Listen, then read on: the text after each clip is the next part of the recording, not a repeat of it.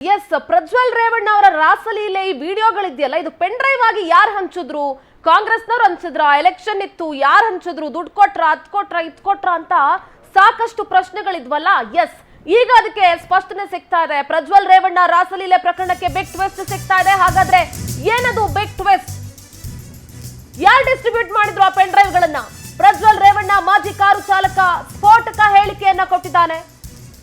ಅಜ್ಞಾತ ಸ್ಥಳದಲ್ಲಿ ವಿಡಿಯೋ ಮಾಡಿದ್ದಾನೆ. ಪ್ರಜ್ವಲ್ ರೇವಣ್ಣ ಮಾಜಿ ಕಾರು ಚಾಲಕ ಕಾರ್ತಿಕ್ ವಿಡಿಯೋ ವೈರಲ್ ಮಾಡಿದ್ದು ದೇವರಾಜೇಗೌಡ. ವೈರಲ್ ಆಗಿರೋ ವಿಡಿಯೋಗಳು ನನ್ನ ಬಳಿನೇ ಇದ್ದಿದ್ದು.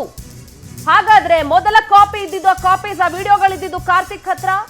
ದೇವರಾಜೇಗೌಡ ಅದನ್ನ ವೈರಲ್ ಮಾಡ್ತಾರೆ. ದೇವರಾಜೇಗೌಡನನ್ನ ನಂಬಿ ನಾನು ಒಂದು ಕಾಪಿಯನ್ನ ಕೊಟ್ಟಿದ್ದೆ. ಅವರ ಸ್ವಾರ್ಥಕ್ಕಾಗಿ ಉಪಯೋಗಿಸಿಕೊಂಡಿದ್ದಾರೋ ಏನೋ ನನಗೆ ಗೊತ್ತಿಲ್ಲ. ನಾನು ಯಾವುದೇ ಕಾರಣಕ್ಕೂ ಕೂಡ ಅವ್ರಿಗೆ ಬಿಟ್ರೆ ಬೇರೆ ಯಾರಿಗೂ ಕೂಡ ವಿಡಿಯೋಗಳನ್ನ ಕೊಟ್ಟಿಲ್ಲ ಅಂತ ಪ್ರಜ್ವಲ್ ರೇವಣ್ಣ ಮಾಜಿ ಕಾರು ಚಾಲಕ ಕಾರ್ತಿಕ್ ಸ್ಫೋಟಕ ಹೇಳಿಕೆಯನ್ನ ಕೊಟ್ಟಿದ್ದಾರೆ. ಸ್ಪಷ್ಟನೆ ಕೊಟ್ಟಿದ್ದಾರೆ ಮಾಜಿ ಕಾರು ಚಾಲಕ ಕಾರ್ತಿಕ್. ಸಾಮಾಜಿಕ ಜಾಲತಾಣದಿಂದ ಹಿಡಿದು ಎಲ್ಲ ಕಡೆನೂ ಕೂಡ ಇದರ ಪ್ರಶ್ನೆ ಇತ್ತು.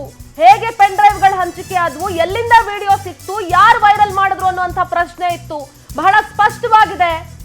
ಪ್ರಜ್ವಲ್ ರೇವಣ್ಣನ ಮಾಜಿ ಕಾರು ಚಾಲಕ ಸ್ಫೋಟಕ ಹೇಳಿಕೆಯನ್ನ ಕೊಟ್ಟಿದ್ದಾರೆ. ಅಜ್ಞಾತ ಸ್ಥಳದಲ್ಲಿ ವಿಡಿಯೋ ಮಾಡಿ ಕಳಿಸಿದ್ದಾರೆ ಕಾರ್ತಿಕ್. ವಿಡಿಯೋ ವೈರಲ್ ಮಾಡಿದ್ದು ದೇವರಾಜೇಗೌಡ. ವೈರಲ್ ಆಗಿರೋ ವಿಡಿಯೋಗಳು ನನ್ನ ಬಳಿನೇ ಇತ್ತು. ದೇವರಾಜೇಗೌಡನನ್ನ ನಂಬಿ ನಾನು ಒಂದು ಕಾಪಿಯನ್ನ ಕೊಟ್ಟಿದ್ದೆ. ಅವರು ಅವರ ಸ್ವಾರ್ಥಕ್ಕಾಗಿ ಉಪಯೋಗಿಸ್ಕೊಂಡಿದ್ದಾರೋ ಏನೋ ನನಗೆ ಗೊತ್ತಿಲ್ಲ. ದೇವರಾಜೇಗೌಡನನ್ನ ಬಿಟ್ಟು ಬೇರೆ ಯಾರಿಗೂ ಕೂಡ ನಾನು ಆ ಕಾಪೀಸ್ ಅನ್ನ ಕೊಟ್ಟಿರ್ಲಿಲ್ಲ ಅಂತ ಕಾರ್ತಿಕ್ ಹೇಳಿದ್ದಾರೆ. ಕಾರ್ತಿಕ್ ಏನ್ ಮಾತಾಡಿದ್ದಾರೆ ಕೇಳಿಸ್ಕೊಳ್ಳೋಣ. ಮತ್ತು ಪ್ರಜ್ವಲ್ ರೇವಣ್ಣ ಅವರಿಗೆ 15 ವರ್ಷದಿಂದ ಡ್ರೈವರ್ ಆಗಿ ಕೆಲಸ ಮಾಡ್ತಾ ಇರ್ತೀನಿ. ಈಗ 1 ವರ್ಷದಿಂದ ನಾನು ಅಲ್ಲಿ ಕೆಲಸ ಬಿಟ್ಟಿರ್ತೀನಿ. ಏನು ಬಿಟ್ಟ ಕಾರಣ ಏನಂತಾರೆ, ಇದೇ ಮಾಧ್ಯಮದಲ್ಲೆಲ್ಲ ಬೆತ್ತರಿಸಾಗಿದೆ. ನನ್ನ ಮೇಲೆ ಆಗಿರ್ತಕ್ಕಂಥ ಜಮೀನ ಬರ್ಸ್ಕೊಂಡು ನನ್ನ ಹೆಂಡತಿಗೆಲ್ಲ ಹೊಡೆದು ಹಿಂಸೆ ಕೊಟ್ಟು ನನಗೂ ಮಾನಸಿಕವಾಗಿ ಹಲ್ಲೆ ಮಾಡಿ ನಮ್ಮ ಜಮೀನ ಬರ್ಸ್ಕೊಂಡಿರ್ತಾರೆ. ಹಂಗಾಗಿ ನಾನು ಅವ್ರ ಮನೆಯಿಂದ ಹೊರಗಡೆ ಬರ್ತೀನಿ.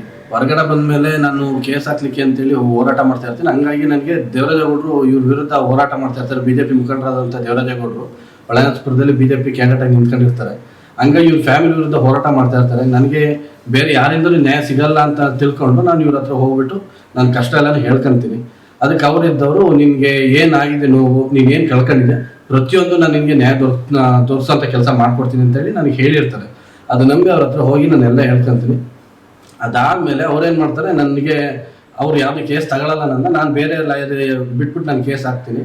ಅವ್ರು ಕೇಸ್ ನಡೀತಾರೆ. ಮತ್ತು ಇವ್ರು ಏನು ಮಾಡ್ತಾರೆ ಅಂದರೆ ಮತ್ತೆ ನಾನು ಕರೆಸ್ಕೊಂಡು ನಿನಗೆ ಕೋರ್ಟಲ್ಲಿ ಹೋರಾಟ ಮಾಡಿದ್ರೆ ನಿನಗೇನು ನ್ಯಾಯ ಸಿಗಲ್ಲ, ಜನಗಳಿಗೆ ತಿಳಿಸ್ಬೇಕು ಅಂತ ಹೇಳ್ಬಿಟ್ಟು ಕರ್ಕೊಂಡ್ಬಂದು ಮೀಡಿಯಾದಲ್ಲಿ ನಾನು ಎಲ್ಲ ರೀತಿ ಸ್ಟೇಟ್ಮೆಂಟು ಎಲ್ಲ ಮೀಡಿಯಾದಲ್ಲೂ ಕೊಡಿಸ್ತಾರೆ. ಮತ್ತು ನನ್ನ ಜೊತೆ ನಿಂತ್ಕೊಂಡು ಅದೇ BJP ದೇವರಾಜೇಗೌಡರು ನನ್ನ ಜೊತೆ ನಿಂತ್ಕೊಂಡು ಅವರು ಸ್ಟೇಟ್ಮೆಂಟ್ ಸಹಿತ ಕೊಡ್ತಾರೆ. ಅದಾದಮೇಲೆ ಇದೆಲ್ಲ ಬೆಳವಣಿಗೆ ಆದಮೇಲೆ ಪ್ರಜ್ವಲ್ ರೇವಣ್ಣ ಅವ್ರಿಗೆ ನನ್ನ ಮೇಲೆ ಒಂದು ಸ್ಟೇ ಆರ್ಡರ್ ತರ್ತಾರೆ. ಇವರು ಯಾವುದೇ ರೀತಿ ಒಂದು ಫೋಟೋ ಆಗಲಿ ವಿಡಿಯೋ ಆಗಲಿ ರಿಲೀಸ್ ಮಾಡಬಾರ್ದು, ಅಶ್ಲೀಲವಾಗಿರೋದು ಅಂತ ಹೇಳ್ಬಿಟ್ಟು ಪ್ರಜ್ವಲ್ ರೇವಣ್ಣ ನನ್ನ ವಿರುದ್ಧ ಒಂದು ಸ್ಟೇ ತರ್ತಾರೆ. ತಂದಾದ್ಮೇಲೆ ನಾನೇನು ಮಾಡ್ತೀನಿ, ದೇವರಾಜೇಗೌಡರು ನನಗೆ ಲಾಯರ್ ಆಗಿ ಪರಿಚಯ ಇರೋದ್ರಿಂದ ನಾನು ಅವ್ರ ಹತ್ರ ಹೋಗ್ಬಿಟ್ಟು ಸ್ಟೇ ಕಾಪಿನ ಅವ್ರಿಗೆ ಕೊಡ್ತೀನಿ. ನಾನು ನೋಡಿ ಅಣ್ಣ, ಈ ಥರ ನನಗೆ ಸ್ಟೇ ತಂದಿದ್ದಾರೆ, ಏನಕ್ಕೆ ಅಂತ ಕರೆಕ್ಟಾಗಿ ಗೊತ್ತಿಲ್ಲ, ನನಗೆ ಏನಕ್ಕೆ ತಂದಿದ್ದಾರೆ ಅಂತೇಳಿ. ಅದಕ್ಕೆ ಅವರಿದ್ದರು ನಿನ್ನ ಹತ್ರ ಯಾವುದೋ ಫೋಟೋ ವಿಡಿಯೋ ಇದೆಯಂತೆ, ಅದಕ್ಕೋಸ್ಕರ ಅವರು ಸ್ಟೇ ತಂದಿದ್ದಾರೆ ಅಂತ ಹೇಳ್ತಾರೆ. ನಾನು ಅದಕ್ಕೆ ನನ್ನ ಹತ್ರ ಇದೆ ಅಂತ ಅವ್ರಿಗೆ ಯಾರು ಹೇಳಿದವರು ಅಂತೀನಿ.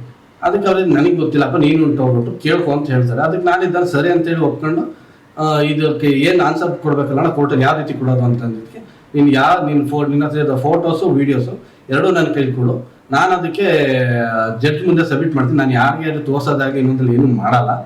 ಜಡ್ಜ್ ಮುಂದೆ ಕೊಟ್ಟರೆ ನಿನಗೆ ಸ್ಟೇ ವೇಕೇಟ್ ಮಾಡೋದಕ್ಕೆ ನಿನಗೇನು ಕಾನ್ ರೀತಿ ತುಡುಕಾಗ್ದಾರಂಗೆ ನಾನು ನೋಡ್ಕೊಳ್ತೀನಿ ಅಂತೇಳಿ ಇದೇ BJP ಅಭ್ಯರ್ಥಿ ದೇವರಾಜೇಗೌಡ ಅವರು ಹೇಳಿರ್ತಾರೆ ನನಗೆ.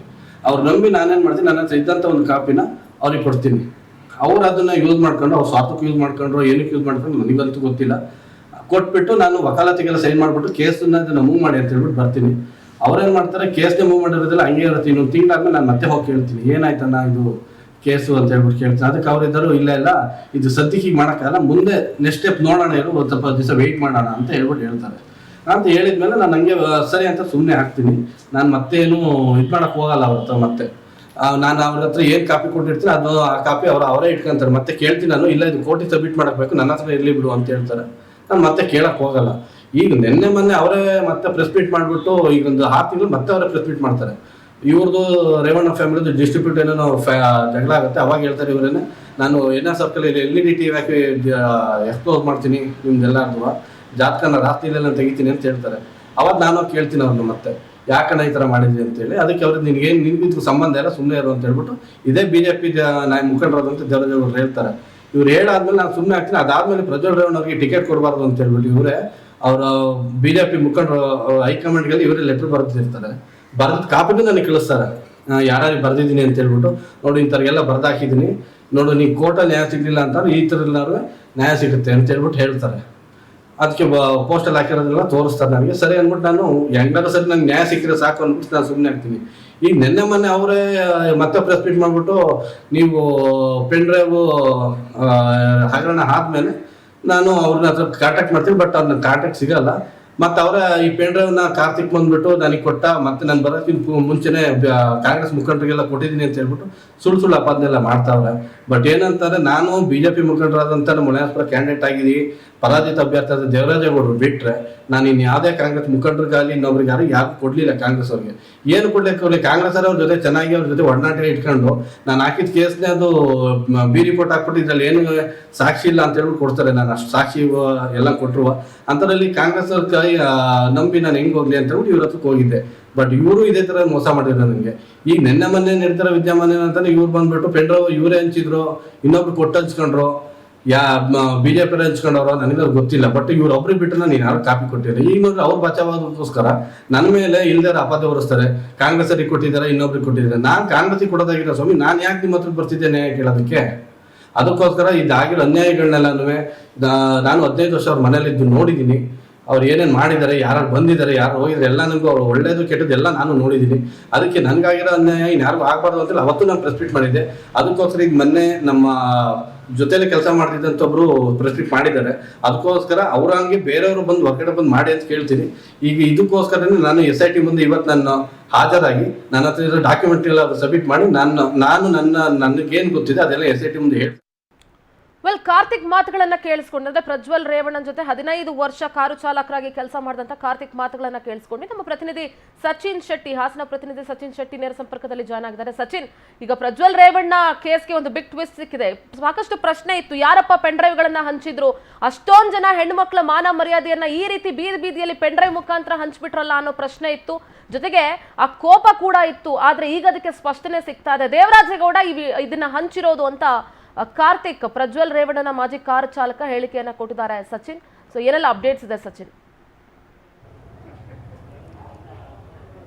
ಖಂಡಿತ ಸಿಂಧೂರ, ಏನು ಹಾಸನದಲ್ಲಿ ನಡೆದಂಥ ಒಂದು ದೊಡ್ಡ ಪ್ರಕರಣ ಅಂದರೆ ಅಶ್ಲೀಲ ವಿಡಿಯೋಗಳ ಪ್ರಕರಣ ಸಾಕಷ್ಟು ಸದ್ದು ಮಾಡಿತ್ತು. ಇಡೀ ರಾಜ್ಯಾದ್ಯಂತ ಒಂದು ಸದ್ದು ಮಾಡಿತ್ತು. ಸಂಸದ ಪ್ರಜ್ವಲ್ ರೇವಣ್ಣಗೆ ಸಂಬಂಧಪಟ್ಟಂಥ ಅಶ್ಲೀಲ ವಿಡಿಯೋ ಪ್ರಕರಣ ಈಗ ಮತ್ತೊಂದು ಬಿಗ್ ಟ್ವಿಸ್ಟ್ ಸಿಕ್ಕಿರ್ತಕ್ಕಂಥದ್ದು. ಅಂದರೆ ಯಾರು ಈ ಒಂದು ವಿಡಿಯೋನ ಹರಿಬಿಟ್ರು ಅವ್ರ ವಿರುದ್ಧನೂ ಕೂಡ ಕ್ರಮ ಆಗಬೇಕು ಅಂತ ಹೇಳ್ಬಿಟ್ಟು ಪ್ರತಿಭಟನೆಯಲ್ಲೂ ಕೂಡ ಹೇಳ್ತಾಯಿದ್ರು. ಆದರೆ ಈಗ ಮಾಜಿ ಕಾರು ಚಾಲಕ, ಕಳೆದ 15 ವರ್ಷದಿಂದ ಏನು ರೇವಣ್ಣ ಅವರ ಕುಟುಂಬದ ಫ್ಯಾಮಿಲಿ ಡ್ರೈವರ್ ಆಗಿ ಕೆಲಸ ಮಾಡ್ತಿರ್ತಕ್ಕಂಥ ಕಾರ್ತಿಕ್ ಅವರೇ ಒಂದು ವಿಡಿಯೋನ ಹಂಚಿರ್ಬೋದು ಅಂತೇಳಿ ಆರೋಪ ಕೇಳಿಬರ್ತಿತ್ತು. ಆದರೆ ನಿನ್ನೆ ಏನು ವಕೀಲರಾಗಿರ್ತಕ್ಕಂಥ ದೇವರಾಜೇಗೌಡರು ಒಂದು ಹೇಳಿಕೆಯನ್ನು ಕೊಟ್ಟಿದ್ರು. ಅಂದರೆ ಆ ವಿಡಿಯೋ ನನಗೆ ಬರೋ ಮುನ್ನನೇ DK ಶಿವಕುಮಾರ್ ಅವರಿಗೆ, ಅದೇ ರೀತಿ ಸುರೇಶ್ ಅವರಿಗೆ ಸೇರಿತ್ತು, ಕಾಂಗ್ರೆಸ್ ಕೆಲ ನಾಯಕರುಗಳಿಗೂ ಕೂಡ ಸೇರಿತ್ತು ಅಂತ ಹೇಳ್ಬಿಟ್ಟು ಹೇಳಿಕೆಯನ್ನು ಕೊಟ್ಟಿದ್ರು. ಹೀಗಾಗಿ ಸಾಕಷ್ಟು ಚರ್ಚೆ ಆಗ್ತಿತ್ತು. ಎಲ್ಲ ಒಂದು ಕಡೆ ಕಾಂಗ್ರೆಸ್ನವರೇ ಇದನ್ನು ವಿಡಿಯೋಗಳನ್ನ ರಿಲೀಸ್ ಮಾಡಿದ್ರು ಅನ್ನೋ ಒಂದು ಪ್ರಶ್ನೆ ಕಾಡ್ತಿತ್ತು. ಆದರೆ ಇವತ್ತು ಕಾರ್ತಿಕ್ ಅದಕ್ಕೆ ಅಜ್ಞಾತ ಸ್ಥಳದಿಂದ ವಿಡಿಯೋ ಮಾಡುವ ಮೂಲಕ ಒಂದು ರೀತಿ ಉತ್ತರಿಸಿದ್ದಾರೆ. ಅಂದರೆ ಈ ವಿಡಿಯೋ ನನ್ನ ಬಳಿ ಇದ್ದಿದ್ದು ನಿಜ, ನನಗೆ ಸುಮಾರು 1 ವರ್ಷದ ಹಿಂದೆ ನಾನು ಅವ್ರ ಮನೇಲಿ ಕೆಲಸ ಬಿಟ್ಟೆ, ನನ್ನ ಜಮೀನನ್ನು ಕಿತ್ಕೊಂಡ್ರು, ಹೀಗಾಗಿ ನಾನು ಕಾನೂನು ಹೋರಾಟಕ್ಕೆ ಮುಂದಾದೆ.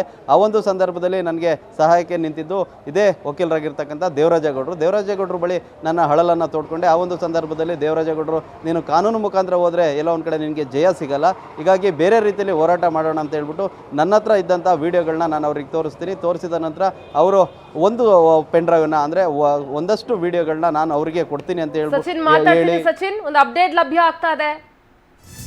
ವಿಡಿಯೋಗಳನ್ನ ನನಗೆ ಕೊಡುವಂತ ದೇವರಾಜೇಗೌಡ ಕೇಳಿದ್ರು ಅಂತ ಕಾರ್ತಿಕ್ ಹೇಳಿದ್ದಾರೆ. ನಾನು ಅವರನ್ನ ನಂಬಿ ನನ್ನ ಹತ್ರ ಇದ್ದಂತ ವಿಡಿಯೋಗಳ ಕಾಪಿಯನ್ನ ಕೊಟ್ಟೆ. ದೇವರಾಜೇಗೌಡರನ್ನ ಬಿಟ್ರೆ ಬೇರೆ ಯಾರಿಗೂ ಕೂಡ ನಾನು ವಿಡಿಯೋ ಕೊಟ್ಟಿಲ್ಲ. ನನ್ನ ಬಳಿ ವಿಡಿಯೋ ಇತ್ತು ಅಂತ ಒಪ್ಕೊಂಡಿದ್ದಾರೆ ಡ್ರೈವರ್ ಕಾರ್ತಿಕ್. ಕಾಂಗ್ರೆಸ್ನವ್ರಿಗಂತೂ ನಾನು ವಿಡಿಯೋಗಳನ್ನ ಕೊಟ್ಟಿಲ್ಲ. ಇವತ್ತು SIT ಮುಂದೆ ಹಾಜರಾಗಿ ಎಲ್ಲ ವಿಚಾರಗಳನ್ನ ಹೇಳ್ಕೊಳ್ತೀನಿ, ನಂತರ ಮಾಧ್ಯಮದ ಮುಂದೆ ಎಲ್ಲ ವಿವರವಾಗಿ ನಾನು ಹೇಳ್ತೀನಿ ಅಂತ ಪ್ರಜ್ವಲ್ ರೇವಣ್ಣ ಅವರ ಕುಟುಂಬದ ಜೊತೆ 15 ವರ್ಷ ಕಾರು ಚಾಲಕನಾಗಿ ಕೆಲಸ ಮಾಡಿದಂತ ಕಾರ್ತಿಕ್ ಹೇಳಿಕೆ ಕೊಟ್ಟಿದ್ದಾರೆ. ದೇವರಾಜೇಗೌಡರನ್ನ ಬಿಟ್ರೆ ನಾನು ಬೇರೆ ಯಾರಿಗೂ ಕೂಡ ಈ ಕಾಪಿಯನ್ನ ಕೊಟ್ಟಿರ್ಲಿಲ್ಲ. ಕಾಂಗ್ರೆಸ್ ಅವರನ್ನ ನಂಬಿರ್ಲಿಲ್ಲ, ಹಾಗಾಗಿ ಕಾಂಗ್ರೆಸ್ನವ್ರಿಗೆ ಯಾವುದೇ ವಿಡಿಯೋನ ನಾನು ಕೊಟ್ಟಿರ್ಲಿಲ್ಲ. ಕಾಂಗ್ರೆಸ್ನವ್ರಿಗೆ ಏನಾದ್ರು ವಿಡಿಯೋ ಕೊಟ್ಟಿದ್ರೆ ನನ್ನ ಮೇಲಿದ್ದಂತ ಪ್ರಕರಣಗಳು ಎಲ್ಲವೂ ಕೂಡ ಖುಲಾಸೆ ಆಗ್ತಾ ಇದ್ವು, ಬಿ ರಿಪೋರ್ಟ್ ಹಾಕ್ಬಿಡ್ತಾ ಇದ್ರು, ನಾನು ಈಸಿಯಾಗಿ ಹೊರಗಡೆ ಬರ್ಬೋದಾಗಿತ್ತು. ಆದ್ರೆ ಕಾಂಗ್ರೆಸ್ ಹೆಸರನ್ನ ತರಬೇಡಿ, ಕಾಂಗ್ರೆಸ್ ಅವರ ಹೆಸರನ್ನ ತರಬೇಡಿ. ನಾನು ಕಾಂಗ್ರೆಸ್ ಅವ್ರಿಗೆ ವಿಡಿಯೋನ ಕೊಟ್ಟಿರ್ಲಿಲ್ಲ. ನಾನು ಬಹಳ ಸ್ಪಷ್ಟವಾಗಿ ಹೇಳ್ತಾ ಇದ್ದೀನಿ, ನಾನು ವಿಡಿಯೋ ಕೊಟ್ಟಿದ್ದು ದೇವರಾಜೇಗೌಡರಿಗೆ, ಅವರು ಅದನ್ನ ಅವ್ರ ಸ್ವಾರ್ಥಕ್ಕಾಗಿ ಬಳಸ್ಕೊಂಡಿದ್ದಾರೆ ಅಂತ ಕಾರ್ತಿಕ್ ಹೇಳಿಕೆ ಕೊಟ್ಟಿದ್ದಾರೆ.